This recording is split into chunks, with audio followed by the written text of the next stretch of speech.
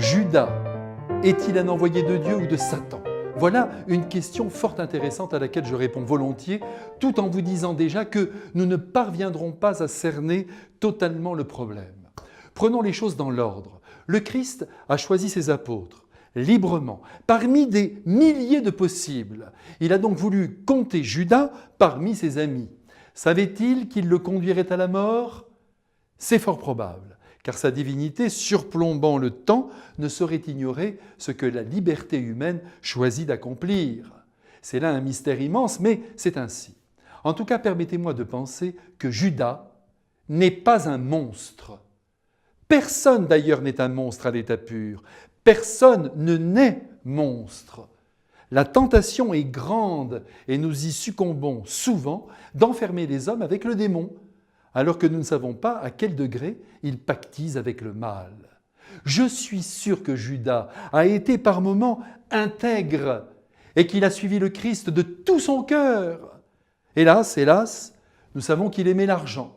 Et c'est d'ailleurs en raison de cet attrait maladif qu'il vendit le Christ pour 30 deniers, c'est-à-dire pour 200 de nos euros.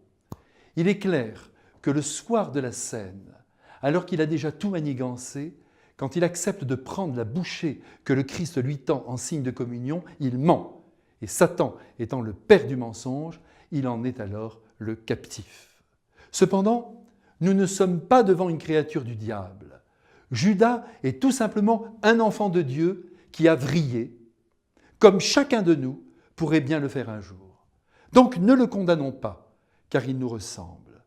Certes, j'espère que nous n'avons jamais dénoncé personne à la police ou à la justice des hommes, mais ce n'est pas sûr.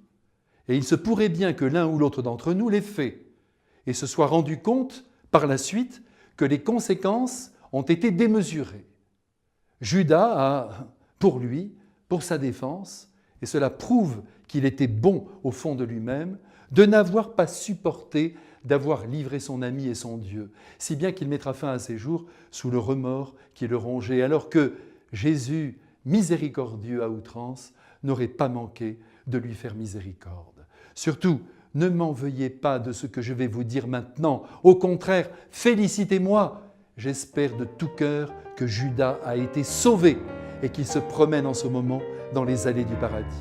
Je le redis, personne n'est totalement un monstre. À bientôt.